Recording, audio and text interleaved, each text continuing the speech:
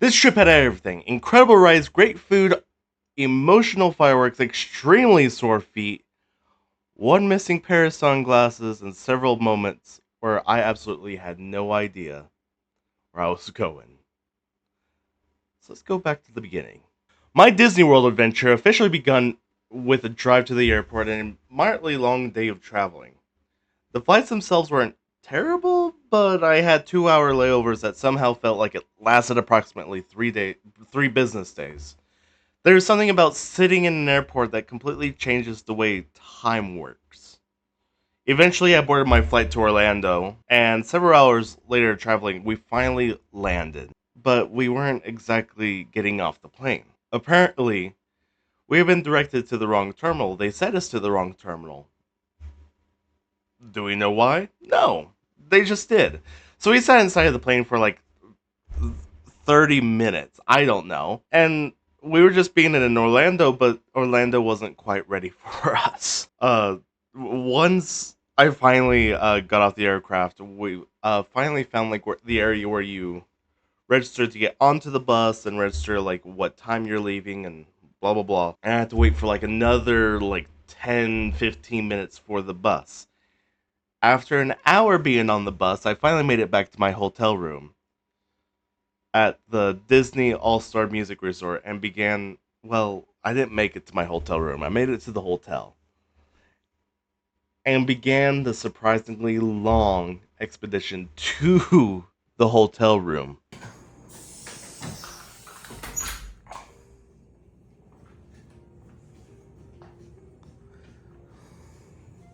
We're finally here.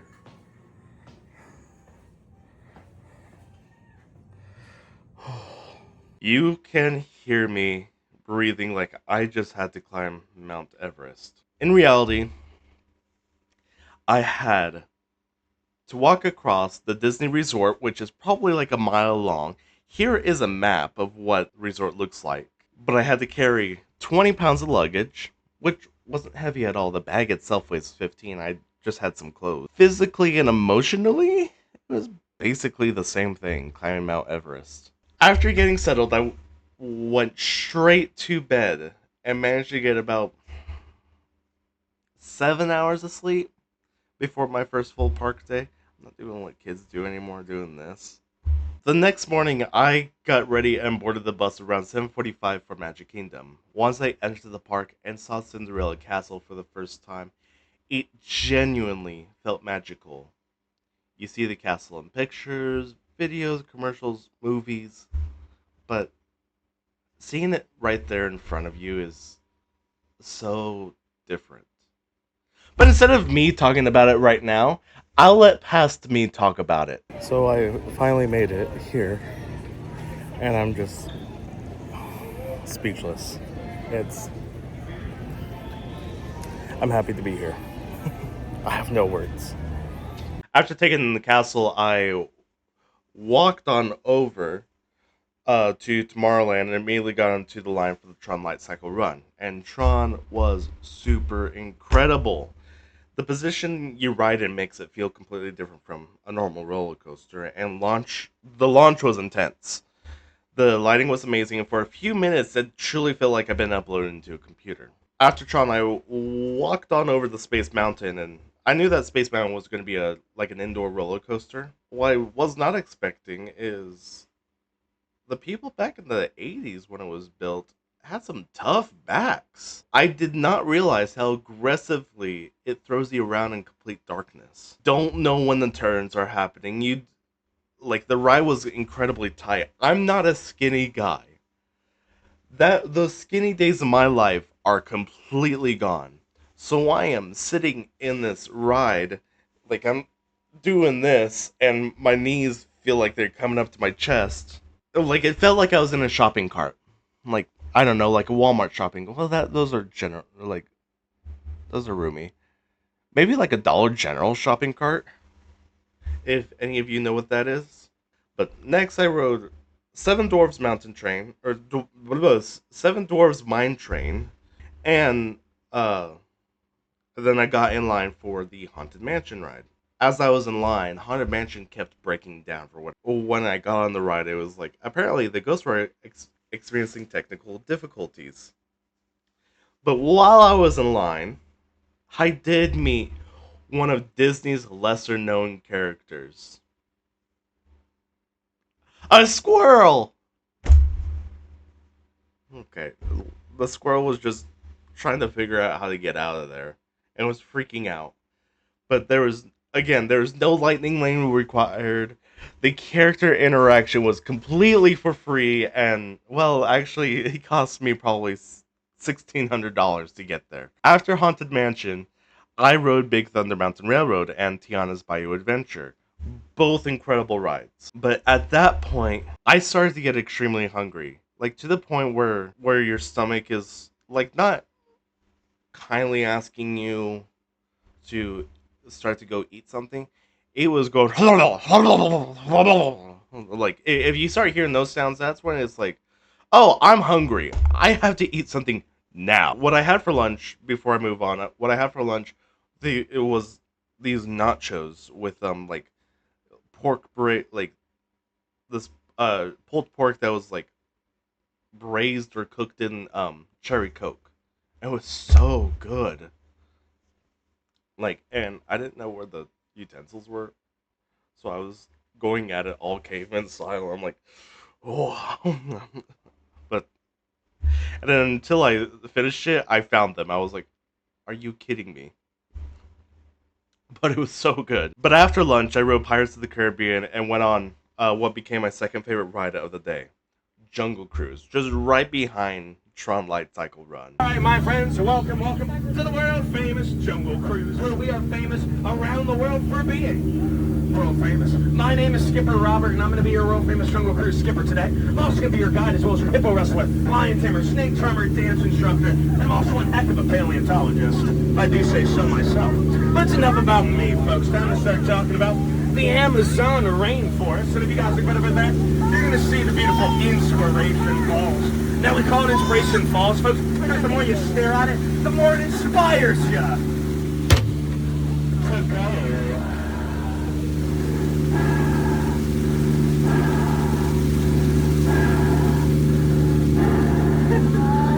Deeper and deeper into the jungle, of course, yeah. That was my number one joke.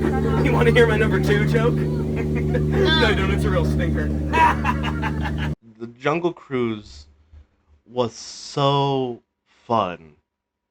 Not like because it was a relaxing slow ride, but our skipper was hilarious. And at one point, he slams the wood on the boat and he gets so close to me. And we were practically touching noses.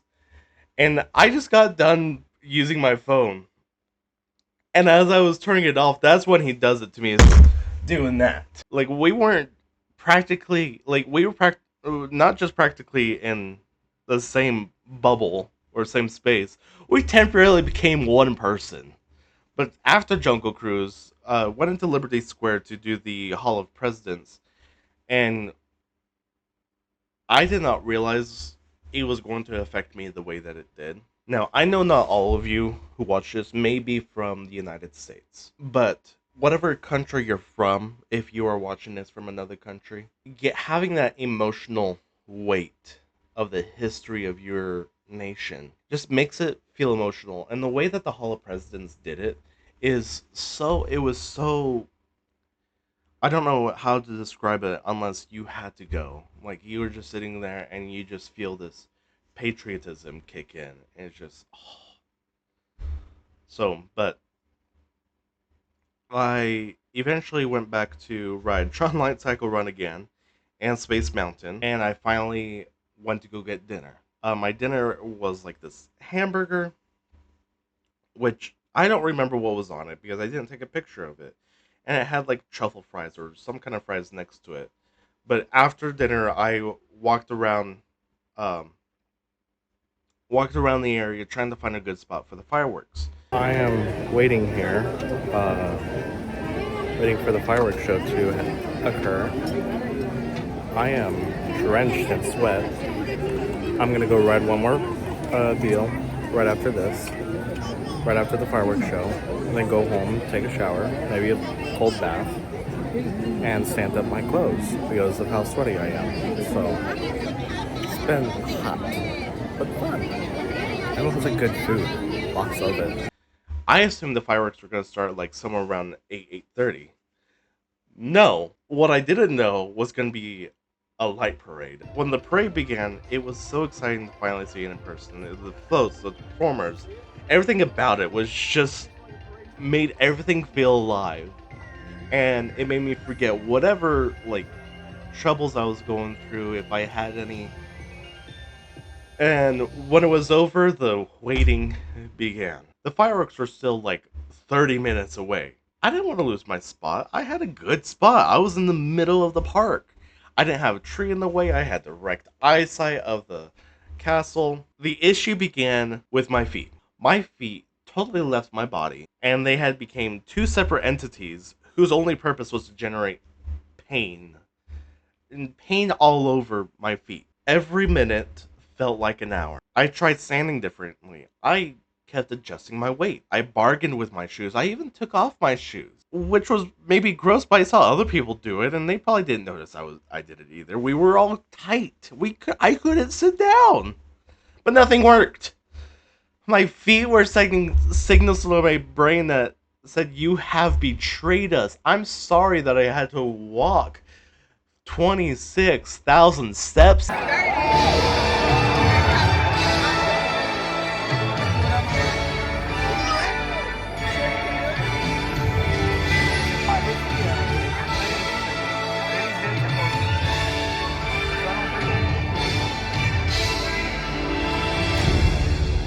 The entire show was magical. The projections on the castle, the music, the fireworks, everything came together so perfectly. I was singing the songs that were coming on. I was crying because I don't know what brought me into this place when it came to Disney. It just became so emotional that way. But having several emotions at once surrounded by thousands of strangers doing the exact same thing, maybe. It was just wonderful. It was one of the most memorable moments of the entire trip. But unfortunately, after the most magical part of the evening came the most frightening part of my trip, leaving Magic Kingdom. The pathways were unbelievably crowded, everyone was pushing towards the exit at the same time, and there was barely any space to move.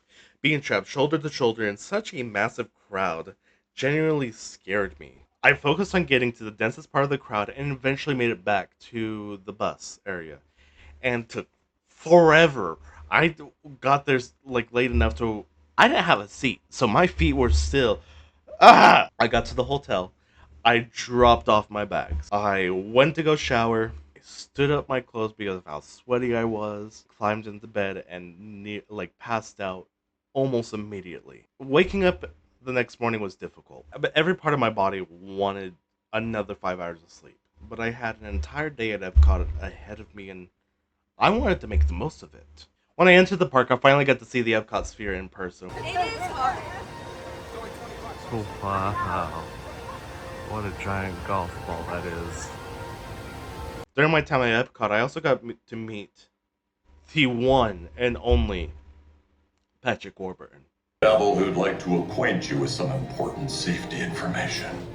A Storm pre-show version of Patrick Warburton, but I'm still I explored the park and eventually rode Guardians of the Galaxy Cosmic Rewind, which, holy crap, that was so fun. The ride vehicles turns and spins, and you can see different parts of the action while you're flying along the same track. It felt like a roller coaster. It felt like a dance party, a trip to space, going through the multiverse, all happening at the same exact time. And like if you've been on that ride before, and if you ride it multiple times in a day, I rode it twice. But my favorite one was the first time. But the first song was September by Fire, Wind, Ice. I can't remember the order of the name. But it was so fun. I was like... But after Guardians, I started to explore the World Showcase. And I had a few drinks around the world. Yeah. And stopped at the United... but my first stop was Canada.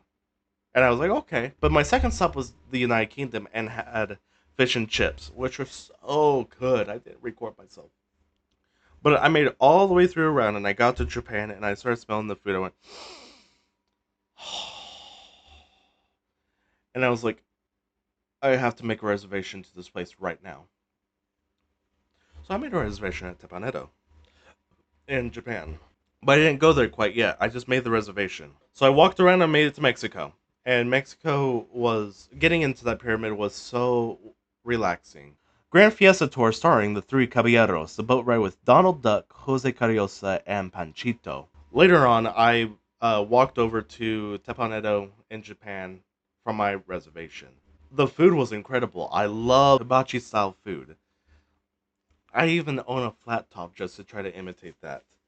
But watching everything being prepared directly in front of me made the experience even better. And just eating the food, and then I got my bill.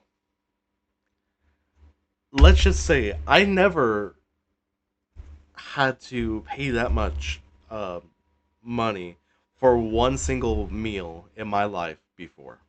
Granted, the food was delicious, but my bank account was crying quietly next to me.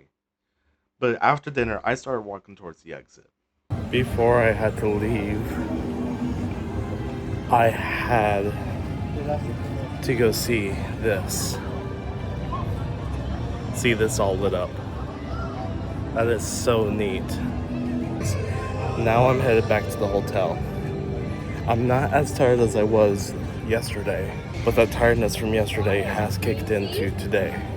So I am exhausted, but I'm having the time of my life. So, God, ooh, coolness. Yeah. Eventually, I made it back to the hotel, took another shower, stood up my clothes, and went straight to bed. The next morning came far too quickly. Good morning, everyone. I'm here at Hollywood Studios, and I am walking towards the Tower of Terror, but I'm not going to be doing that yet. Probably do that later. But right now, I'm going to Rock and Roller Coaster. So, we're changing some things up, but oh well, it's fine. It's my vacation.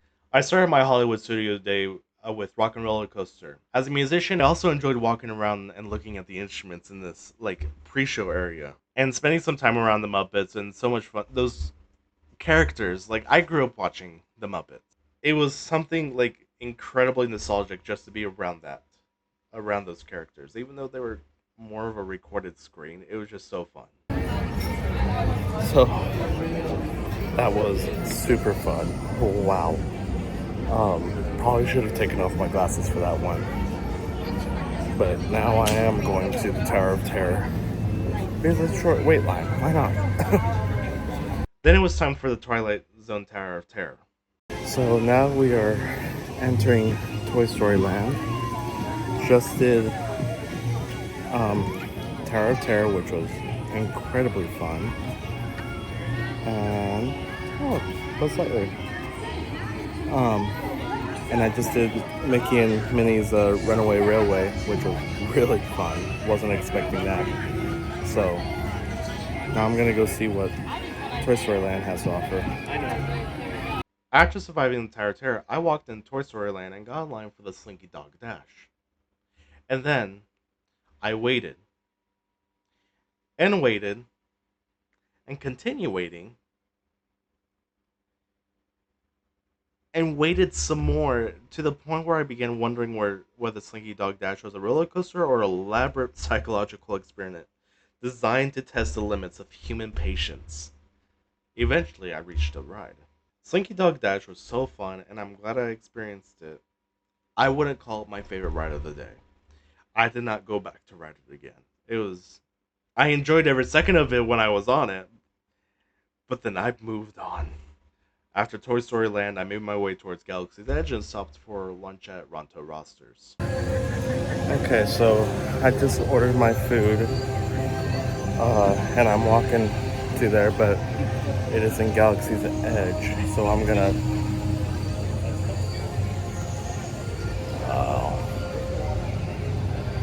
This is neat. Wow. Okay, so my lunch today is a Ronto wrap. Has a sausage, some pork, I think, and like some salad on top and a pita flatbread. So let's see how it goes.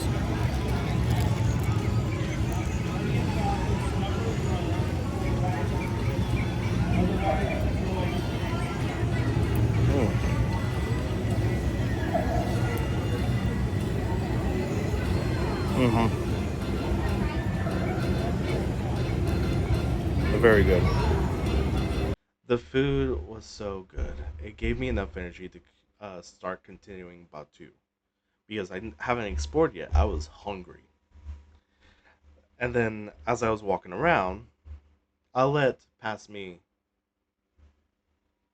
show you my what was happening.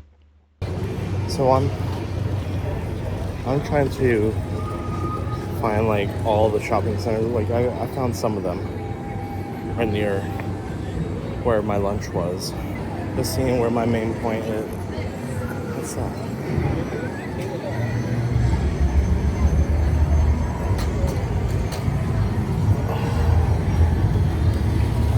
That's wow. Seeing it in person was so unbelievable. Like pictures again, they don't describe how lifelike it was. It didn't feel like you were part of like a theme park area or whatever. Like you felt like you were actually looking at the true Millennium Falcon and you forgot you were in Orlando.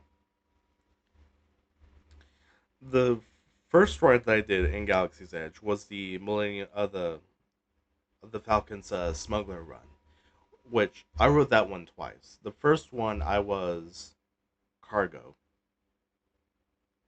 which was fun, pressing all buttons. And as soon as I did it, I was like so fast, like, and our pilots were so good as well. Going into the back, I'm getting ahead of myself. I'm sorry, but when I entered the single rider line, I eventually found myself in a hallway where I looked like I had absolutely no business being there. I looked less like a member of the resistance and more like a substitute teacher who had accidentally wandered backstage or the custodian's closet. And it's like, where am I? After the ride, I bought some blue milk. So I got the blue milk. Very tasty indeed. As I was drinking the blue milk, I sat down near Oga's Cantina to rest for a little while. You may not see him in the video, but that's when Kylo Ren appeared. So Kylo Ren is here with two stormtroopers.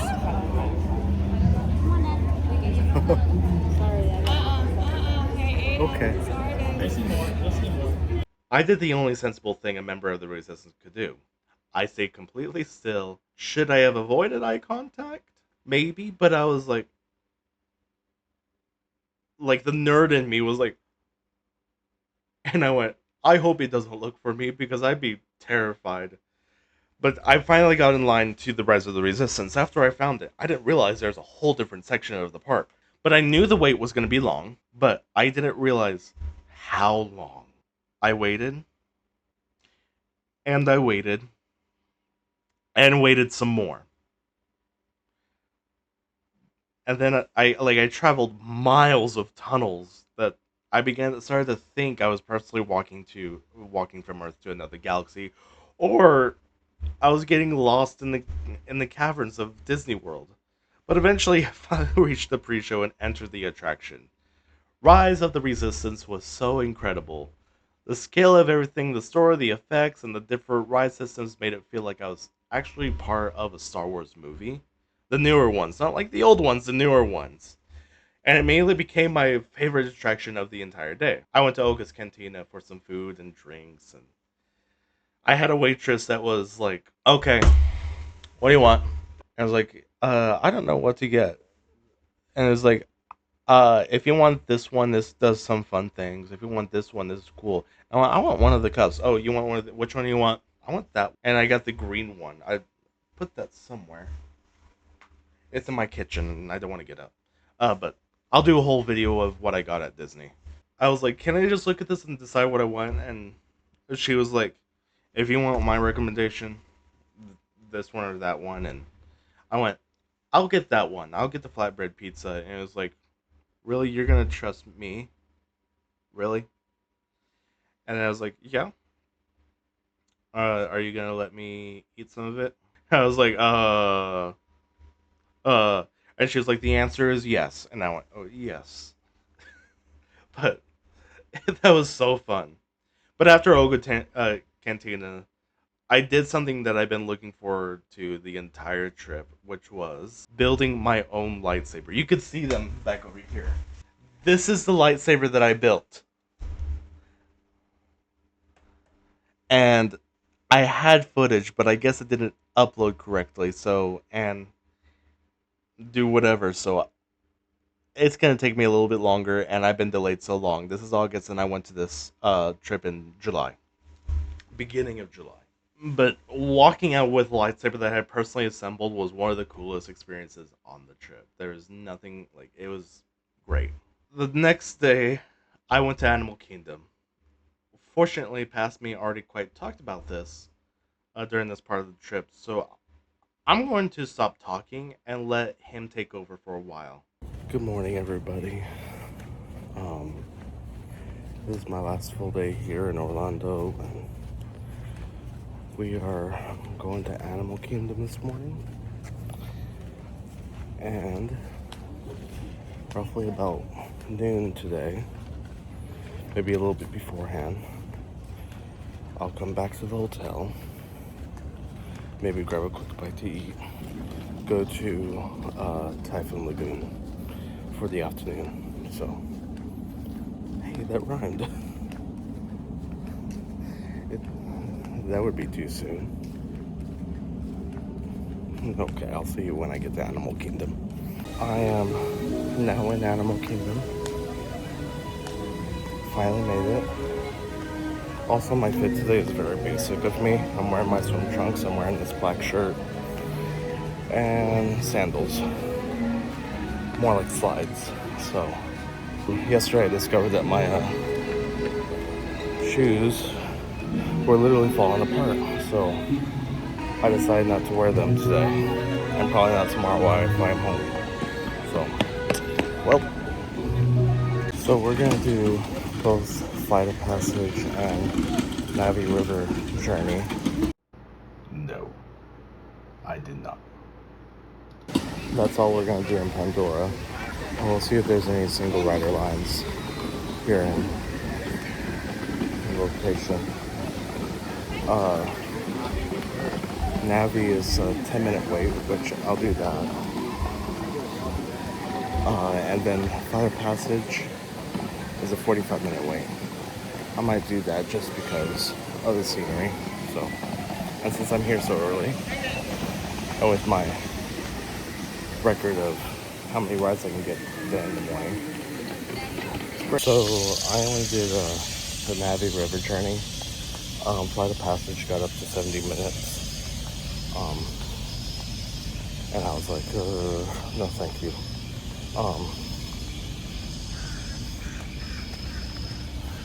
So I think I'm gonna skip that one today. And I'm not gonna be mad about it. If for whatever reason it does drop down below like 30 minutes today, I'll do it. But like my biggest wait is probably gonna be Expedition Everest. Navi River journey was nice. Be a nice little cool ride if I was here in the afternoon. It's very humid here because of all the water. So, am I sad that today's the last day? A little bit. Am I glad I came? Oh heck yeah, I did. So, it was a nice little vacation for me. Even though I hurt at the end of it. Hey, I'm in Africa now. I have made it to Kilimanjaro Safari. Something that I've always wanted to see or be a part of.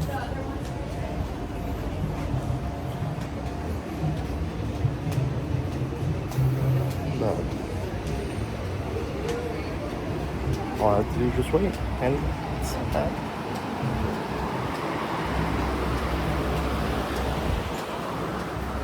And it's nice and cool already. Okay, so I'm hurrying to Mount Everest because there's a 10-minute wait time.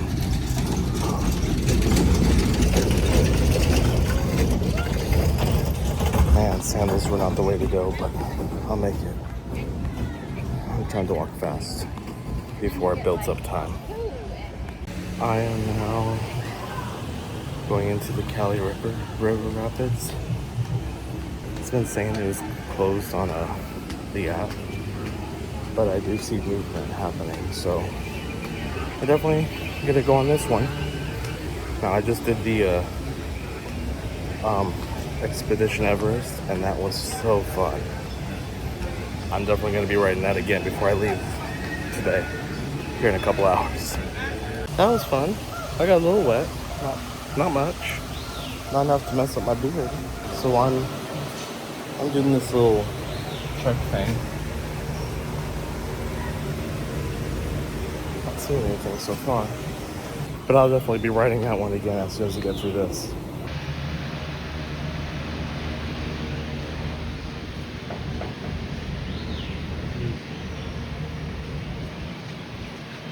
I used camera shot, but I got a little bit of him. Look at that guy. Oh, look at that guy. Walking around. There's that guy. It's neat.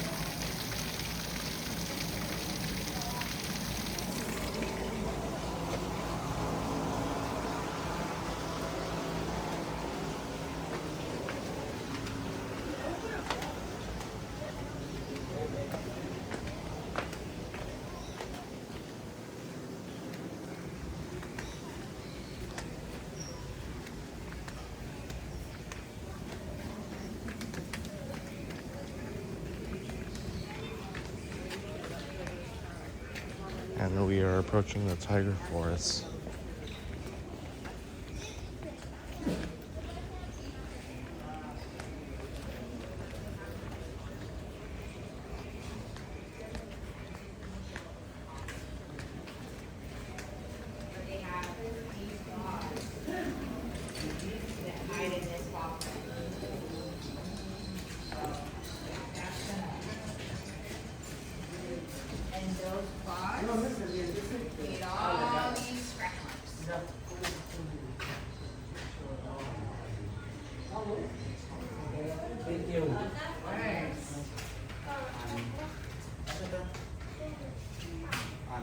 Good morning, everyone. Our tiger is up against the wall on the right-hand side between the bamboo and lemongrass. She's laying flat. You can see her back kick and her legs. Okay. She's already settled in for a nap, which is a very cat behavior to do. Tigers sleep about 16 to 18 hours out of the day. Just like up here, that's all. I have the perfect shot of this guy right here. Oh, look at him.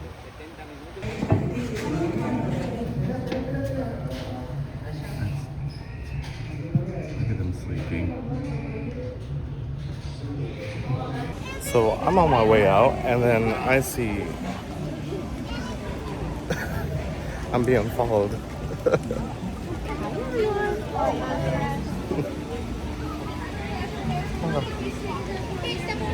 That is, he's big.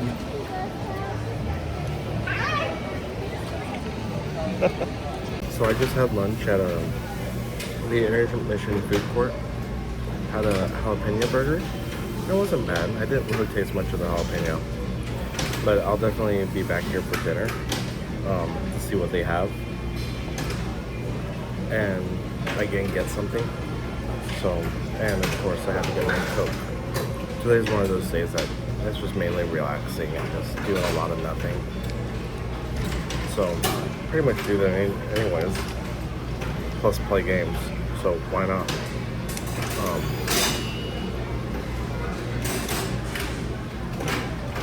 I'm tired. I'm ready to be home, but I'm also ready to start getting back into the swing of things.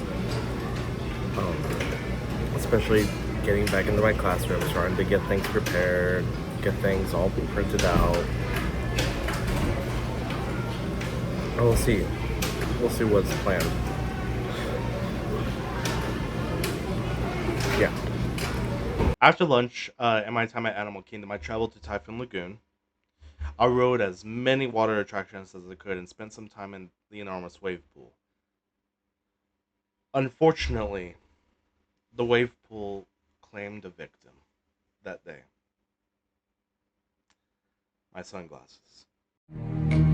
Who can say where the road goes? One moment, they were on my face like how my glasses are on my face. A wave hit me, like I was swimming away from the wave, and it carried me up, but it still hit me in a way that it knocked off my glasses. And they were just gone forever. There's now a pair of sunglasses somewhere in Typhoon Lagoon, if it's still there, beginning a new life without me, ruining some other eyes because they are prescribed. After dinner, I returned to the hotel, cleaned up, prepared for my journey home.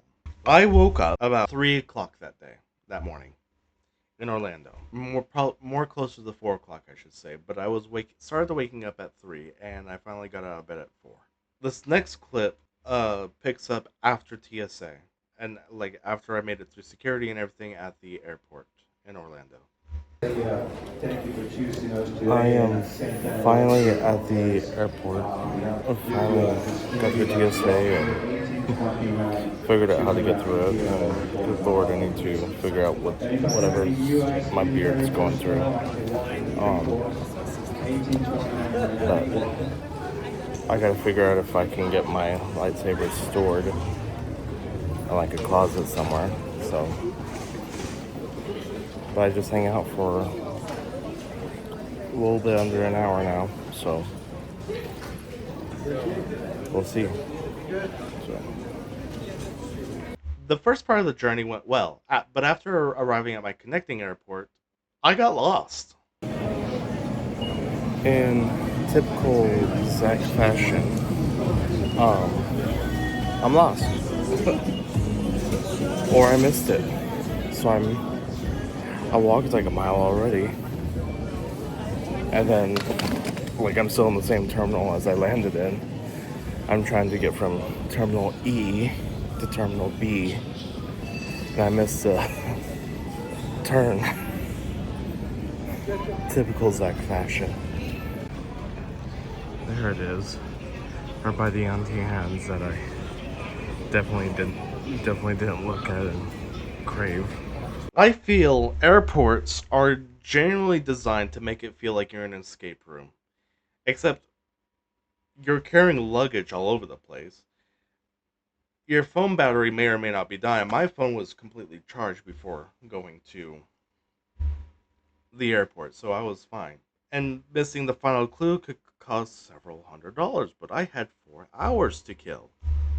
And I finally made it to my gate, and I went, yes. And I got dinner at Panda Express. So good. And it was finally time to get to the actual gate. And you're looking out this window, and you're like, it's going to carry all of us. I am finally boarding this plane. I am walking up the ramp right now. Let's go. I'm currently on my plane, and it is a small and tight space, so it is a 50-person passenger plane. I got a window seat and an aisle seat, so we're gonna be cramped for about 2 hours, maybe more. That aircraft was tiny. It looked less like one of those commercial planes, and it was more like somebody had attached wings to the van. It had to flap to get off the ground. But it got me safely back to the final airport. Landing there did not mean my trip was done and over with. I didn't have to go to baggage claim or anything because I already had all my luggage and everything, including my lightsaber.